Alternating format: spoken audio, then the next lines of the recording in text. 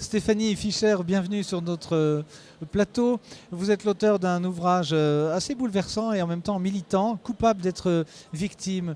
Alors, comment allez-vous? Mieux, visiblement. Vous fondez, dit-on, à vue d'œil. Pourquoi? Bien parce que l'embonpoint et surtout les crises de la vie et surtout le fait d'avoir été traité d'objet sexuel, ça paraît effarant. Quand on lit ça, on se dit c'est pas possible de nos jours. Or, oui.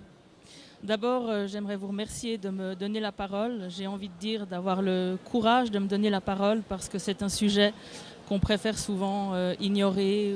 Sujet tabou, on parle pas de ça. Sujet complètement tabou, voilà.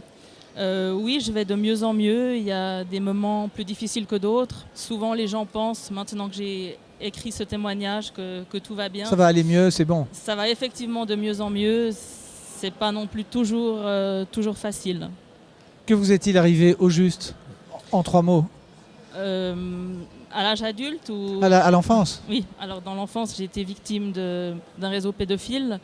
J'ai également été abandonnée par ma maman.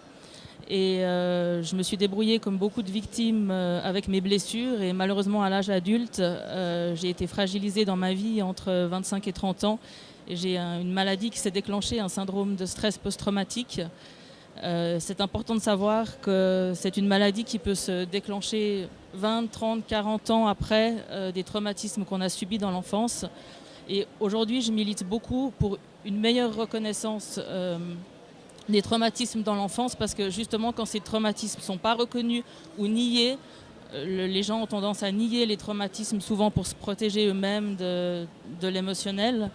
Le problème, c'est que la victime garde en elle toute sa souffrance, toute sa colère, et ça peut ressortir de manière extrêmement violente des années plus tard. Alors, on ne va pas rentrer dans le détail de comment vous êtes rentré dans un réseau pédophile. On sait que ça existe et voilà, vous témoignez une fois de plus que c'est une réalité et que ce n'est pas que dans les films où tout se passe bien et tout se finit bien, dans la plupart des cas. Mais on va parler de cette souffrance que vous ressentez à l'état adulte. Ça veut dire que sur le moment, vous avez subi, ensuite vous êtes débrouillé pour survivre. Oui, oui, tout à fait. Bon, y a déjà en n'en parlant pas autour de vous? En n'en parlant pas, quand on n'a pas le choix, en fait, quand un enfant n'a pas le choix, il se débrouille comme il peut avec ses blessures. À cause des menaces qu'on exerçait sur vous? À cause notamment des menaces, pour protéger son entourage aussi. Moi, j'ai pu parler à un moment précis. Ça, c'est aussi une chose importante. Il faut faire attention quand on conseille aux victimes de parler. Tu dois parler, oui, parce qu'il faut parler pour que ces messages soient mieux reçus. Mais il faut aussi faire attention que ce soit un moment du parcours de la victime où elle a un encadrement qui lui permet de s'exprimer, parce qu'il faut aussi le supporter. C'est pas facile de parler.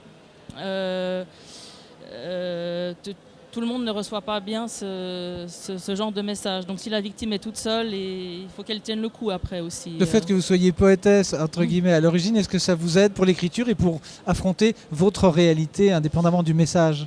Je pense que la poésie, c'était déjà un premier moyen, par bribes, de me libérer un petit peu de mes souffrances à un moment où j'étais peut-être pas encore prête à le faire aussi complètement que dans mon témoignage. Et oui, ça m'a beaucoup, beaucoup aidé. Indépendamment du fait du régime pour lequel on vous félicite, les conséquences sur votre vie, à vous, intime, sont catastrophiques? Ou est-ce qu'on se relève de cela? Alors, oui, on se relève, c'est quand même le message que j'aimerais faire passer. Voilà. Mais il faut absolument se faire aider. Il faut bien s'entourer, ça c'est un message qui est important. Il faut bien choisir son entourage. Il ne faut pas hésiter à avoir recours à des professionnels, des thérapeutes. Essayer de faire quelque chose de sa souffrance, hein, de l'art ou de la peinture, de l'écriture, n'importe quoi qui vous fait plaisir. Du sport aussi. Le sport a joué un grand rôle dans ma vie. Le ski? Le ski, oui, le vélo à une époque.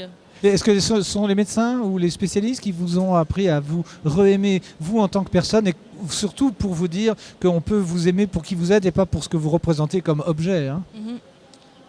Oui, effectivement, le travail avec mes thérapeutes a été considérable pour que déjà que je comprenne que tout ça n'est pas ma faute parce que le titre n'est pas tout à fait coupable anodin, d'être victime, c'est responsable mais pas coupable. mais les victimes ont souvent une immense culpabilité qu'elles traînent. Et puis le drame... Vous êtes sorti de ça, du fait que c'est vous qui avez attisé cela? Oui, oui. Alors qu'en fait, vous étiez là par hasard Maintenant, oui.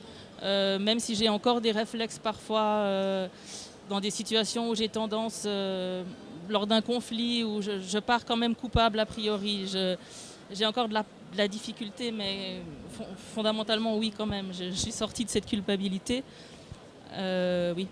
Ça vous rend méfiante dans les contacts humains, les contacts avec les hommes, entre autres? Énormément. Je suis pas très sociale, je suis très solitaire. Ça représentait un effort de venir sur le plateau? Vous pouvez pas imaginer, c'est énorme. Vous vous sentez mieux maintenant que ça a passé? Maintenant, je pense qu'on arrive bientôt au bout des 5 minutes. Et que ce sera une délivrance? On va arrêter, oui. D'accord. Mais c'est vraiment important de pouvoir, d'avoir l'opportunité, je vous remercie encore, de diffuser ce genre de message. Merci Stéphanie Y. Fischer. Le Y vient du fait que c'est la famille de votre père que vous encensez, le prénom d'une grand-mère de ce côté-là, parce qu'évidemment, la rupture avec votre maman est également une chose ultra importante. Ça fera peut-être l'objet d'une autre interview. Volontiers. Merci d'avoir réussi cet exploit. Allez, on va essayer de finir souriant. Le livre, on ressort avec le sourire parce que vous êtes là et que vous avez témoigné. Merci Stéphanie Fischer.